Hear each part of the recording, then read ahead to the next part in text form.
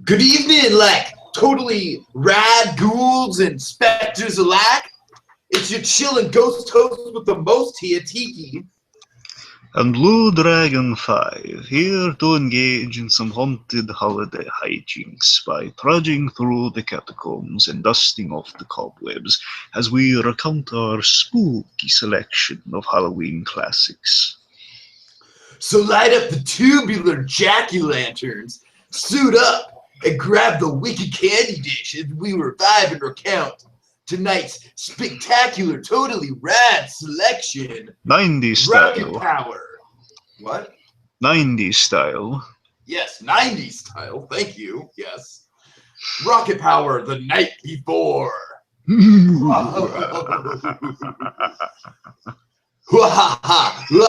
Totally rad, dude. Like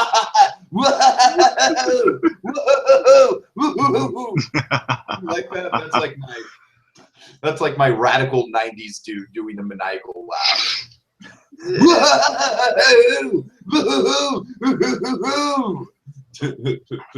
Delightful, delightful. How are you, BlueDragonFive?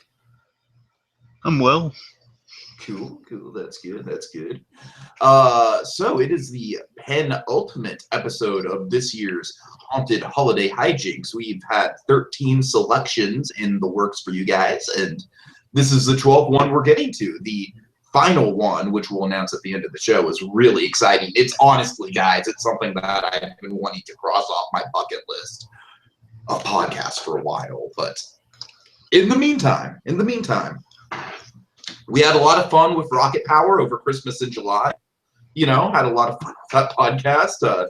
Tito provided some awesome moments. Raymundo was the source of some really good jokes. Is he drunk or is he not drunk? Coconut Gate 2015.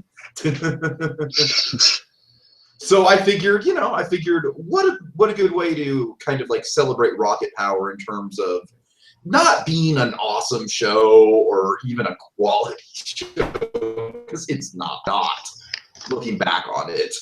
But there's definitely certain elements of Rocket Power that I appreciate and I still am fond of. I really do like the camaraderie of Rocket Power. I love the dynamic and the friendship. It's not aged well. It is the most 90s out of all the 90s Nicktoon shows, and that's what gives it a charm, I think. I don't know. I mean, I know a lot of people don't like it for that reason because it's so 90s, but to me, it's a time capsule in a way. You know what I mean? Yeah.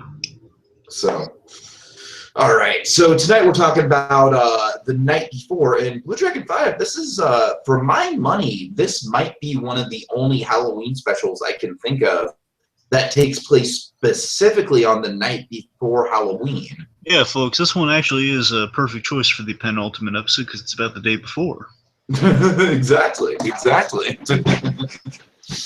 But I don't know, that to tell you the truth, that whole dynamic is really what made this episode stand out in my mind over the years. The whole fact that it wasn't necessarily a Halloween episode per se, although it takes place around Halloween and Halloween is definitely involved. But it's more so an episode that makes up its own holiday. And in that way, I feel like it's very much like a B-grade Hey Arnold.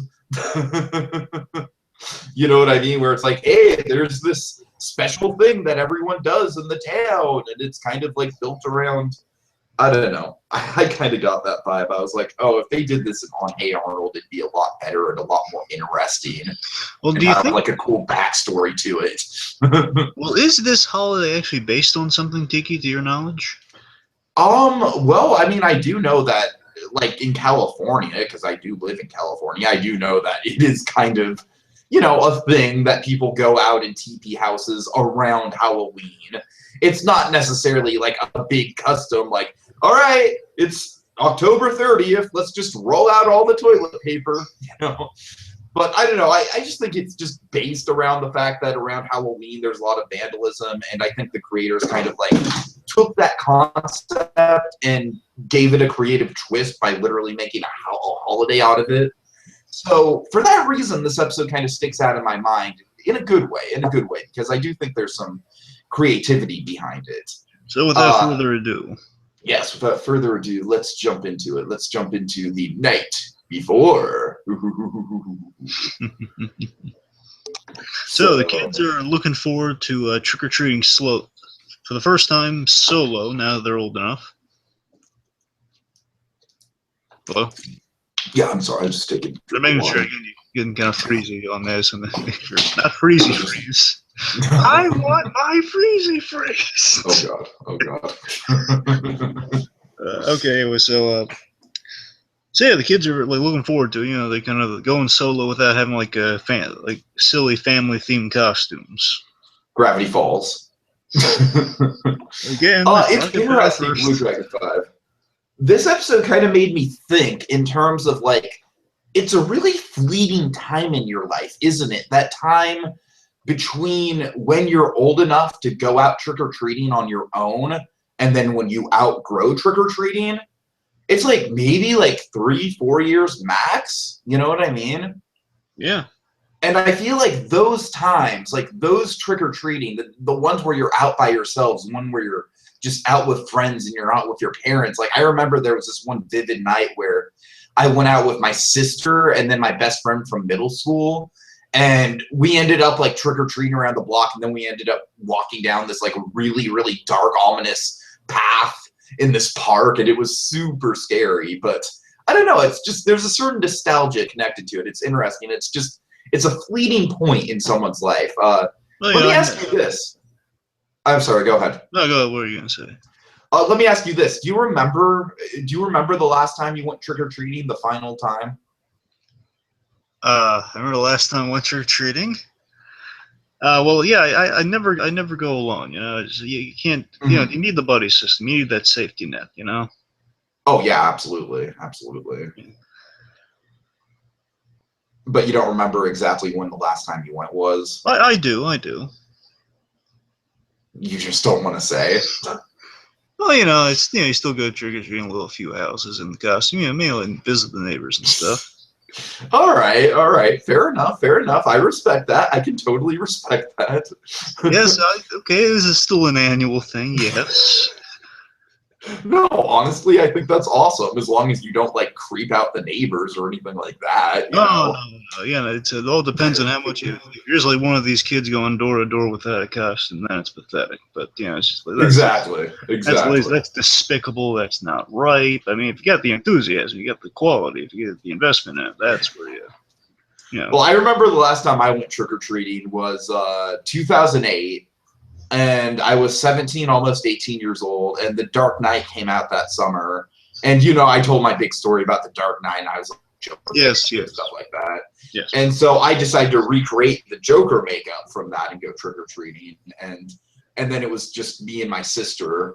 And I just remember, like, we got such cold looks that time. It was just like, who the hell are these? I don't know, whatever. Well, real quick, I actually get looks of admiration. Kids actually think I'm the superheroes I dress up as. It makes me feel really nice. That's awesome. The last 2 years, I went to coincide with their anniversaries. I went to Superman 2 years ago, coincide his 75th. And every kid thought I was Superman. And following that is Batman, because I actually had I had comics Batman on, not the movie Batman. They leaped off the page at these kids. Right. Oh, that's cool. Yeah, good. Plus, when you give out candy after you hit a few houses, you can get some supplies at the same time. It's fun. The year that I was Walter White, I gave out candy, and was all it blue? The kids. Tell me it was blue. No. That would have, that would have been so awesome. You probably would have gotten arrested. Would have been so that would have been fucking amazing. I could have just gotten a bunch of those blue rock candy things. Oh, that's what I'm saying. Oh God. Oh, that's a missed opportunity. Hey, you goes Pinkman this year. Oh God. But anyways, every kid was afraid of me because I had like the black eye and the, and the blood and everything. And then every parent was just like, awesome, man. Awesome. It was great. All right. Anyways, I apologize. I don't need to derail. It's just. It does scare me it still scares me when kids, when I had gone as Deadpool and they recognized Deadpool, it still scares me a little bit. Oh dear, oh dear. Kids, not all I kids just, should know Deadpool. I just kind of wanted to get into some Halloween nostalgia, just some fun talk. Okay, anyways, I'm sorry. Back to the episode. Okay, back to the episode. Yeah. So so the kids are looking forward to going solo. No theme costumes, no dried fruit. No like designated routes you have to go to for tradition. Forge your own destiny, so to speak. Oh, I remember the freedom of that, man. Oh my god, it was like your own personal Legend of Zelda game. So speaking of Legend of Zelda, we have a character with kind of an ego in the world of fiction, Eddie, ruler of the underworld. That guy, remember? Yes. Was it Prince of Darkness? I forget what his title is. Point Eddie. Ruler of the Underworld, I think. I want to say. I think it's like it's something Underworld. This is one of the Prince of the Underworld, maybe. Maybe. This is one of the I do not think that a lot of Rocket Power side characters age particularly well. And this is a good example. Eddie actually had a few Halloween specials to his name, again, obvious reason because costume. But anyway, Eddie greets him and he informs him about Mischief Night. Just kind of remind them, oh yeah, you guys, Mischief Night's up because don't look forward to Halloween, look forward to the night before, and that night, of course, is the the night where they they TP the house, so they throw the eggs, the soap, etc., etc. And Reggie warns him of the curfew. He's saying, well, this year they're really kind of sticking to their guns on the whole curfew warning, because if you're caught out on the night before Halloween, then get in trouble because they don't want vandalism going on. Mm-hmm. And she's not going to risk, because it's their first time trick or treating solo. I'm not going to risk losing that privilege. Again, smart move. Also, Twister brings up that Lars, of course, Lars lives for Mischief Night, and we hate Lars. We hate Lars. Such a prick. I mean, I don't think Lars from Steven Universe is a great character. That Lars, I like that Lars compared to this Lars. He's so much better than this Lars. I mean, much better than this Lars. I mean, this Lars doesn't have moments of where he's involved in the drama of Tiger Millionaire. Oh God. I mean, that was just magical. It was. Anyway. It's like a Flash Thompson moment. Okay, anyway, though, so Otto and Twister, they're in. Even Sam, surprisingly so, is in, Which, honestly, I like, because it really does kind of break I feel like Rocket Power kind of went into a pattern where it was there's a lot of fucking episodes where Twister and Otto want to do something stupid, and then Sam and Reggie are against it. You know what I mean? Yes. And so I do like the fact that this episode kind of addresses Otto and Twister are going to try and peer pressure Sam on occasion, and since Sam is just a 10-year-old kid, he's gullible, he's going to fall for it sometimes. Yeah, he's the squid version of C-3PO. Oh God. I still can't get over the Squidward thing. Anyway, so the gang's worried that Reg is going to turn him in, but no, Jesus doesn't want any part of it. So I'm staying clear away from this. All right, you guys do what you want to. I'm not. It's important. Setting up that look. I'm not going to stab you guys. I'm not going to help you. I don't want to risk them. We'll put my own skin on the line for you guys. Yeah. And again, and the reason Reggie is asking the squid, what gives, Sam? Why are you doing this? And he says, well, I'm trying not to be overcautious for a change. Which, okay, good for Sam. He's trying to, again, I like it because it's a kid who's trying to change something about himself in a positive way, but just going about it in the wrong way. You know what I mean? Yeah, and you get it though. Sam's always gonna feel like the wet blanket of the group. He wants to change it. I'm gonna take a risk. I'm gonna dive into it. Mm-hmm. Anyway, so then one of our favorite characters from the show, voiced by the best character on this show, and he's voiced by a Deadpool alumni, by the way, John Kazir, Raymundo. And as you can imagine, Raymundo is in the spirit, as he is with many holidays. Oh my God, he just fits right in with the Christmas episode and then this episode. He does. And by the way, fun fact, just to bear in mind with all his little monster impressions this episode, Raymundo's voice actor, John Kazir, won his big claim to fame, not just Deadpool and not just many other video game and animation bit parts. His big claim to fame is the Crypt Keeper. Oh yeah, right. So when he gets to do these little monster bits, it's a little flashback to it, Anyways, Raymundo's in the spirit, and I love this little touch. Even as a kid, this always bothered me. He's like, "That's not right." Just he's eating the yellow tips off the candy corn and putting them in the bowl. And everyone knows that the white tips are the best. I mean, come on. That's the thing, man. Well, what do you do? You can't just eat the. I know. I know. No, here's the thing. Here's my problem with my Nick It's Ford unsanitary for one. Obviously. That's the big thing. It's like the Seinfeld double dip chip. You know, it's just like Right. That's not. It's like what if other people want that corn? They don't want. First of all, you lessen the value of the candy corn. First of all, okay.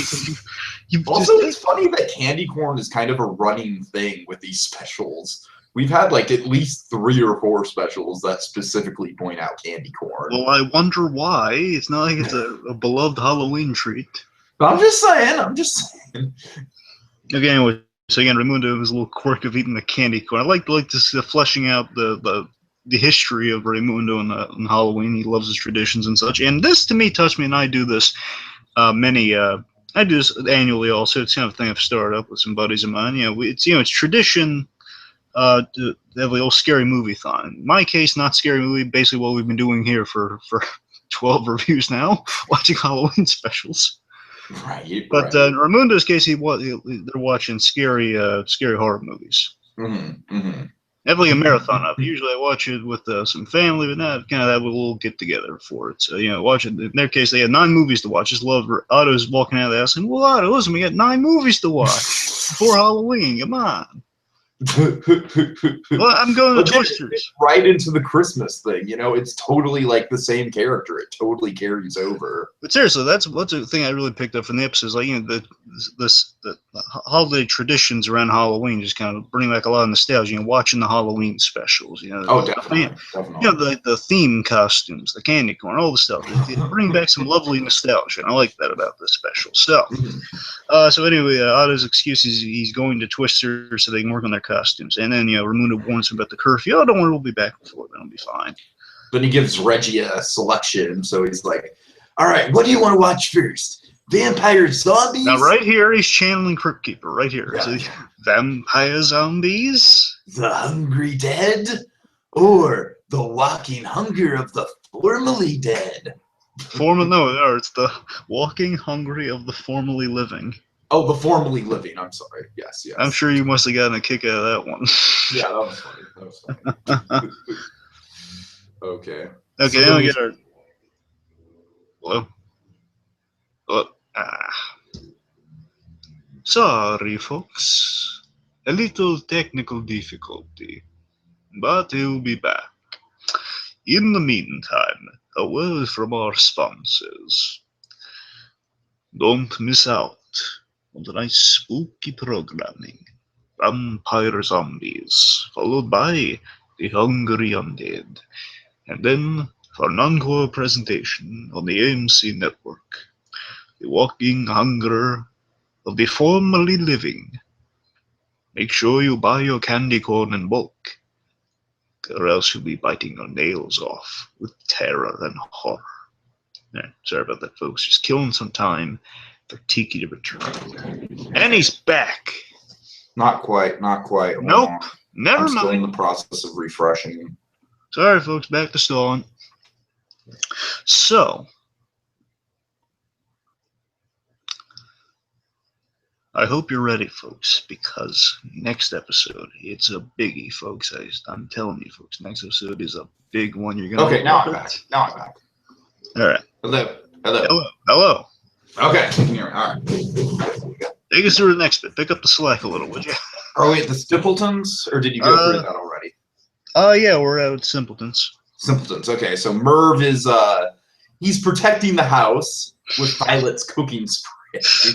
So basically, if the eggs get thrown at the house, they just slide off.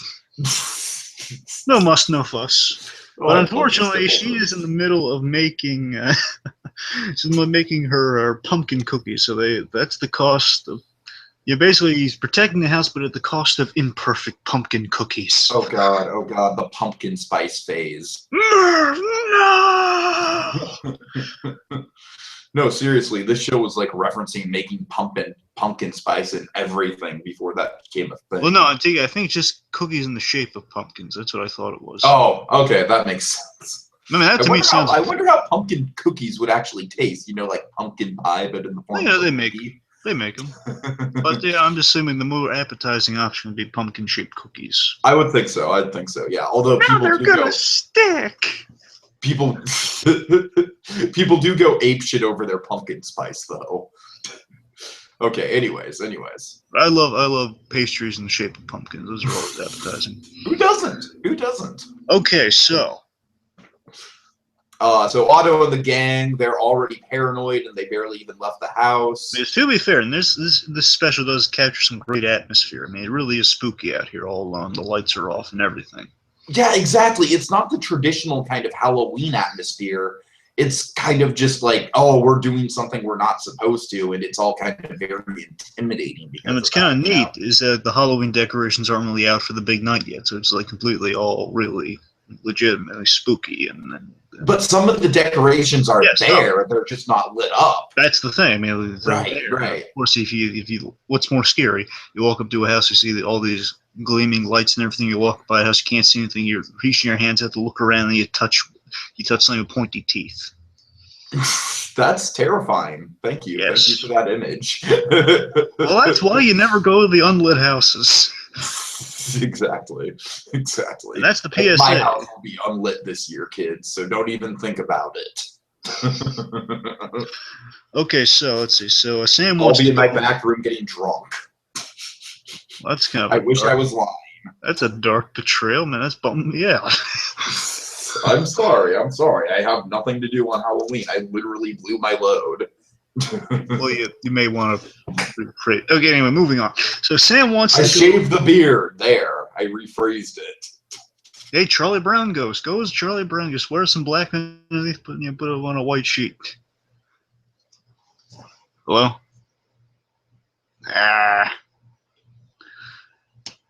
This day just keeps getting better and better. Sorry about that, folks. Again, another technical difficulty. Don't worry, I'm not going to vamp this time. I'm just going to move forward. So again, spooky. We got to establish that really great atmosphere. Sam wants to go home because it's very, very creepy. Even Otto and Twister are realizing this, but they're committed. They want to still embrace. It's mischief night after all. They feel they're grown up. They don't want to go home with their tails between their legs. No, certainly not. So they meet. So Eddie appears all ominously. Boo! Eddie doing this thing. So as Eddie appears, he says, "Well, my mom would." Instantly, Eddie has an awesome entrance, like he has many times because he's good at the kind of the jump scare. Yet, Eddie, of course, just minute he lifts the mask up. I know you're here. Minute Eddie lifts the mask up, he just says, "My mom wouldn't let me bring any toilet paper, any supplies." Don't worry, bro. I got you covered. Otto is decked out in prankery. Oh, toilet paper, so soft. Yep. Shoot, I should have had a roll of toilet paper to embrace. Oh well. We probably should have had candy corn too, but we're not forward thinkers here, folks. So no, we're not. We're not, especially because my internet is a pain in the ass right now. Oh, absolutely. So Otto, Twister, and Sam make the astute observation that, hey, wait, we're not wearing black like Eddie. We're at risk here. Mm-hmm. Something they probably should have accounted for. But then that is a good observation. Yeah. Probably would have aroused suspicion from Raimundo. Maybe, I don't know. Then again, he's kind of glued to the movies right now, so I don't know how big a risk that would have been. So, you could just say it's part of your costume. Then the scariest monster of the special appears. Oh, this is great.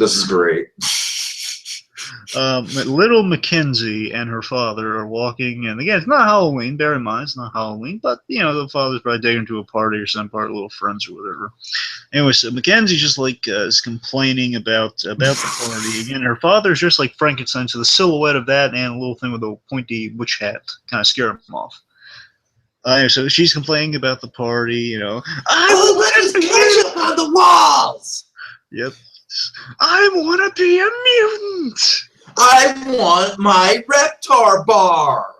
No, seriously, these kids need to be belted, I swear to God. By the way, when I went to bed last night, that Rugrats episode just happened to be playing, and I was like, oh. Oh, nostalgia. So remember, folks, This program is brought to you by Reptar Bars. Remember, I'm folks, sure. they turn your tongue green.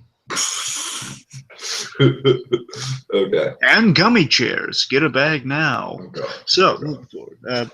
Thanks again. What I love here is that the father's. Here's something that's always been scary to me. Her father's design always creeps me out. Why? He's got these weird pronounced lips, and so Yeah, you're right. the Well, keep in mind it is Class B Cuspo. Yeah, the Class B Cuspo design, but it's always been pushed for rocket power on some of these characters, like the father and a few of the Wild Thorn characters. Just. Yeah. Class B Cuspo has never been the most attractive animation company. Yeah.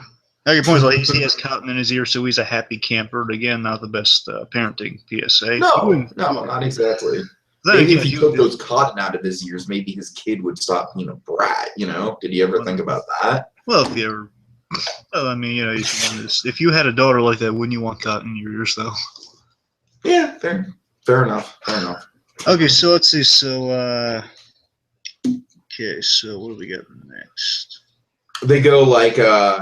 the army or squad debate. Yes, are we an army of the undead, or are we a squad of the undead? I don't know. It's kind of same. Yeah, there's debating over that.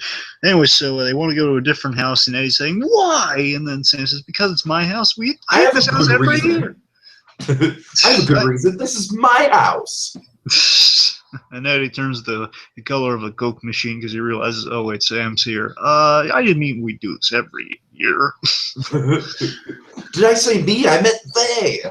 And again, as has been established, immersive atmosphere as they walk up to this next house and they trigger pumpkin lights. This is the best scene in the special, I think. They trigger pumpkin lights and it's a sensor. So the question if it's a sensor just like decorations at, or if it's a sensor deliberately set to trap the pranksters. Mm-hmm. Anyway, so it's triggered. They all flee. Meanwhile, Reggie and Raimundo, they finish Vampire Zombies. Yes. With Raimundo breaks into a chorus of brains. Brains. And then he's like, he goes up to get more soda, but he wants Reggie to pause it because he doesn't want to miss any of the zombie action. Which we've all been there. Actually, stop it again and get more VHS tape. Yay! Because again, if you pause it, then if you pause it, then you can still watch the thing. But we need exposition in this scene, so she stops the tape. All right, fair enough. As she stops it, Officer Shirley appears. And this is one of I love this sequence because I love CCH Pounder. Officer Shirley appears with a hilarious PSA, and I also love PSAs when they're good. Cough in your arm. Stay in school. Anyway, so she basically gives a bunch of nicknames for going to jail if you're caught. The Big House, the Slammer, the Iron Hotel. Yes, the Iron Hotel is my favorite. The Iron Bar Hotel. And then it just again, CCH very wonderful delivery, just saying, "Have a nice evening." This is Officer Shirley saying, "Have a nice evening." So now Reg is obviously worried about her friends now. Mm-hmm. Okay, stakes are up there, and she I believe she leaves now, doesn't she? Yeah. She says that she has to go to the Stimpletons to get garlic for the vampires, which is hilarious. And of course, Raimundo, of course, is just like, "That's my girl." Lock the door when you leave. Oh yeah. Raimundo is getting genuinely creeped out at this point. Very funny. Seriously, folks, you want to watch your horror movies? Do it in daylight. Oh god. Never watch Nightmare on Elm Street after dark. Don't do it. So we're at the next house. Basically, it's like Eddie's putting the ultimatum: next house or nothing. Either next house, I cut you guys loose because you guys are harshing my pranking mellow here. I hate this kid. Well, he's not saying it. I'm just extrapolating. But I know, and I'm saying I hate this kid. Yeah, he's not as annoying as Johnny from Ed, Edd and Eddy. I still got my issues with that kid, Johnny. Moving on. I'm not saying he's a great character. I'm saying I think he had more dimension than this little brat did. Yeah, either way. So basically, at the next house here, all right. So Eddie, basically they're talking amongst themselves and saying, well, should we listen to Eddie? Well, why should we listen to Eddie? We never listen to him. Why now? Well, We've never listened to Squid before, so why start now? Again, they're pointing out the logic here of, well, wait, why do we care what Eddie thinks of us? Why are we doing this? It's occurring to them. We don't even like that kid that much. He's kind of the odd. Right. Anyway, so then we see Lars in company. Lars and his merry band of dim-witted. Awful designs. Absolutely. One of them looks These are like probably Lars and his gang are probably like the worst Class B Kubo designs in their entire library of characters. It always bugs me. Two of these characters have just look full-grown men. Yes. There's the one in that green shirt is not in this one because he's like the later edition. And of course, you got the weird-looking one with the Easter Island head. Right. Yeah, like the Mushmouth ripoff. No, he's the Mushmouth ripoff. He's always that guy. Point is, Lars and company, they're egging the house. They're not. This is TP in the house. I don't know. Mm-hmm. So basically, it's a pre-womped house, which I'm convinced they stole from Recess. Almost convinced. Yes, I think you're onto something. Womped was such a '90s phrase. It's kind of in both, Even technically, I think Rocket Power maybe was first, but I don't know. It just feels I think Rocket Power did come first, technically. Yeah, but Recess really patented that word when they just they have like Womp. There was a whole episode based around Womp being a fill-in for curse words. Literally a whole episode about it. Anyway. So it's a pre-womped house. Then the owner sends Crusher out to attack. Oh God! Crusher, sick him! Crusher! So as that happens, our heroes they climb the tree, fleeing, and unfortunately they Pitbull or Doberman. No, you're both wrong. It's some kind of big mean dog. That is the best line of the episode. It is. Oh, Twister. Some kind of big, mean dog. Twister's panicked line deliveries are always some of the highlights of the show. So they leave a trail out of his backpack and leaves a trail of toilet paper, therefore TPing a tree. It's already been mainly TP'd, but anyway, so they're now regretting the idea of doing this whole mischief night, and then they realize they're panicking over this little dog, Eddie's anymore. No, don't be such a weasel. Who's the weasel now, Weasel? Yeah, I love that Sam gets to kind of drive that home. Like, yeah, you little weasel. We don't like you. Yeah. Oh, so then they plan to head home, and I like how Eddie, he's not scared of a little dog, and then the dog comes up to him. Ah! Who's the weasel now, Weasel? And anyway, as they descend from the tree, Reg walks up to him and says, wait. She's been looking for him. She finally runs into him, saying, wait, you guys do this? No, it was Lars and his cronies. Well, yeah, we're just about to head home. Good, because it's this curfew and everything. I was getting worried for you guys, and then who shows up? But Officer Shirley, living up to her promise on air. And unfortunately, they bail. They're Otto, Twister, and Sam. They bail and leave Reg with the evidence. Unfortunately, and again, really nicely. I think from this point forward is the most memorable part of the episode for me. I would say so. Yeah. I mean, this seems like an asshole move at the moment, but I think it pays off really well. Yeah, well, Red should have ran.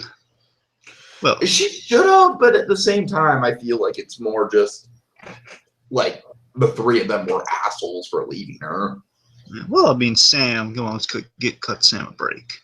No, I'm not cutting Sam a break because Sam, of all people, should be the one to stand up with Reggie. Well, it was like they were in mid-scatter, and she didn't scatter, so they tried. All right.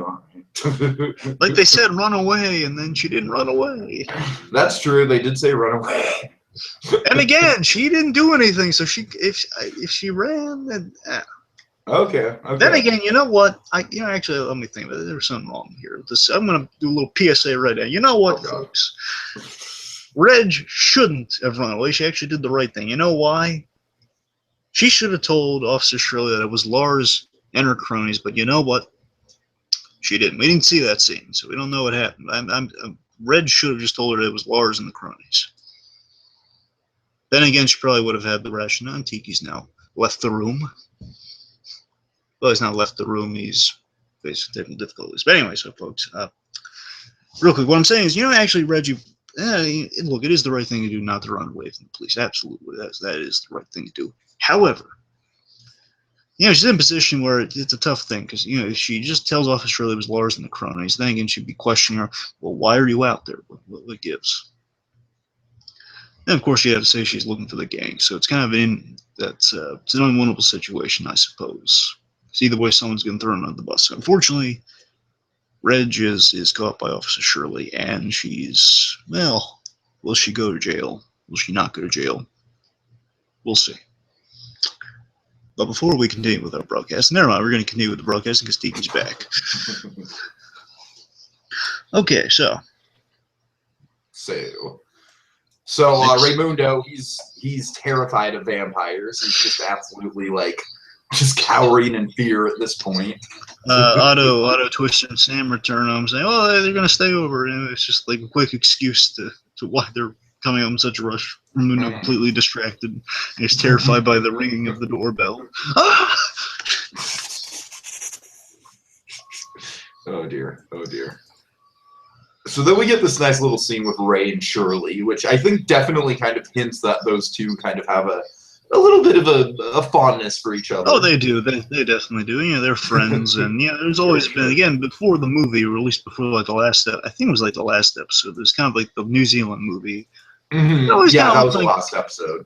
It always looked like there was a bit of, maybe a bit of a relationship between Shirley and Ray, but Mm-hmm. So, let's see. Thanks.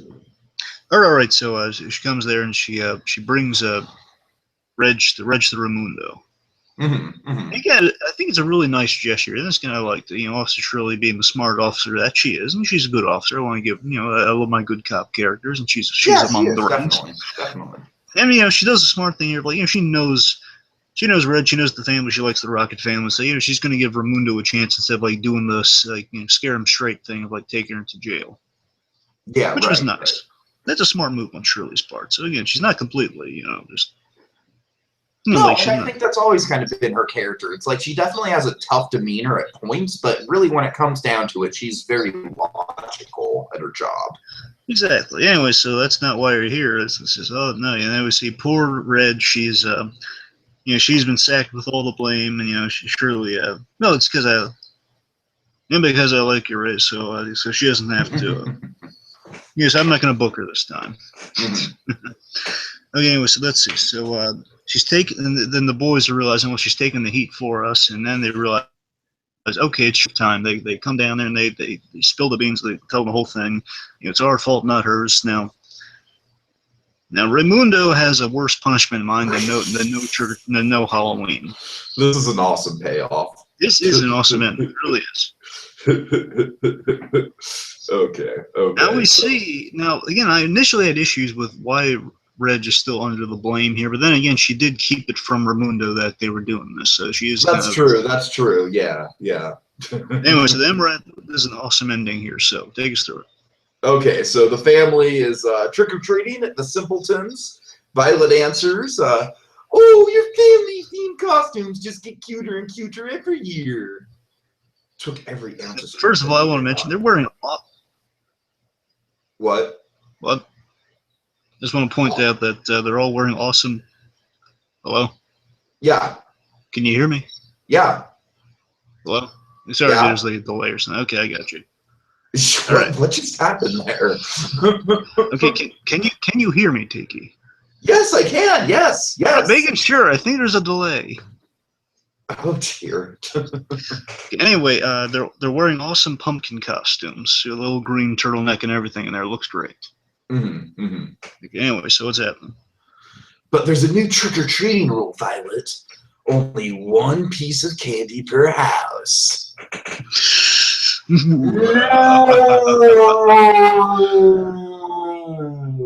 the kids are gonna. So what? Help me clarify this. Do you solve my questions? Is it literally the group gets a piece of candy per house, or is it they each get one piece? No, I think it's every person gets one piece of candy. Oh well, that's actually very fair. That's usually it's supposed to go. Well, not necessarily, because there's definitely houses where they give out handfuls. You know what I mean? I mean, yeah, but I mean traditionally it's if they give you a bowl, you take one piece of candy. Right. Oh, it's very fair. So let me tell you this. I just love the fact that Raimundo, he didn't take away their Halloween for this. And I love that's an awesome parent move. And he has a lot of love for Halloween. Oh, totally. He has And, a lot of love for all the holidays. And again, what they did wasn't too bad. I guess they would have hashed out the details saying they didn't actually TP any houses, which probably would have won some points over. We didn't see that scene. We can assume that might have happened. So, it's good. It's a really fair punishment on Raimundo's for basically taking away their freedom of going solo. Like pulling the leash a little bit. It's like. You guys, you kind of took away some trust I got on you there, but what? I'm not gonna take away your Halloween because it's you didn't do a really bad thing. And you one learned of the your reasons why it's one of the reasons why Raimundo is my #1 animated father. Tough but fair. Yeah. Not like Tuco, but tough but fair. So let's wrap this up because I'm terrified of our internet situation right now. All right, let's wrap it up. All right, so I definitely think it's not the strongest Halloween special by any stretch of the imagination, but it's unique. It's definitely unique. They took an original idea here by kind of focusing more on the kind of like the vandalism and that element of Halloween, just the sort of troublemaking element of it, and making a whole episode out of that. And I feel like this is a very appropriate show for something like that. There's definitely stuff that doesn't age well, like Eddie is not a great character at all.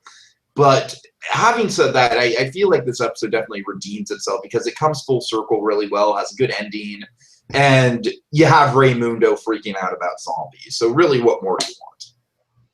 It's a fun one. It's a nostalgic one. It's one that keep coming back to around Halloween. It's one of the Nickelodeon's finest for the Halloween specials. It is. Yeah, I mean, I don't think it quite measures up to something like Candy Bar Creepshow. I think that's kind of like the best Nickelodeon thing that I can think of when it comes to Halloween. Sure, but it's a unique cautionary tale. It's a little morality tale, but it's unique from the others, and that's the day before Halloween. Kind of build some history in there. It's a neat idea. Yeah, absolutely. Very creative. Again, the atmosphere is very, very impressive in this episode. Mm-hmm. It really kind of sucks you back into that mindset. All right, BlueDragonFive. So we've gone through 12 of these so far this year, and we only have one more to go. And I gotta say, the finale for this is probably one of the podcasts since I started this channel that I've been looking forward to recording the most. So we are going to be talking about, without further ado, the classic 1940s animated Disney take on The Legend of Sleepy Hollow. Which, I am stoked for. There's so much to dive into with that. Oh, yeah. Just incredibly rich atmosphere. I love how slow building that thing is. I love how really the first 20 minutes are kind of just like super laid back. And then there's definitely some speculatory stuff that we can get into about Ichabod being an asshole and Brom Bones kind of being the nice guy in the story. Well, remember, folks, that special did two things. One, it was a big inspiration for I don't know if it's a big inspiration. Basically, it's had an impact on the Scarecrow, the Batman character, Scarecrow. Oh. It's had an impact on that, the character of Ichabod Crane, and also the other thing, it made you never look at the pumpkin the same way again. No. So yeah, I do think it's one of the best pieces of Halloween animation out there, easily. I mean, it's a classic. It's a touchstone. It's a touchstone of animation. So I can't wait to talk about it. And that will be up on Friday, which is the night before Halloween, ironically enough. Yep. So, in the meantime, before we get to that, folks, our spirits grow weary this evening. But don't worry, they'll be stronger than ever next time as we engage in more haunted holiday hijinks.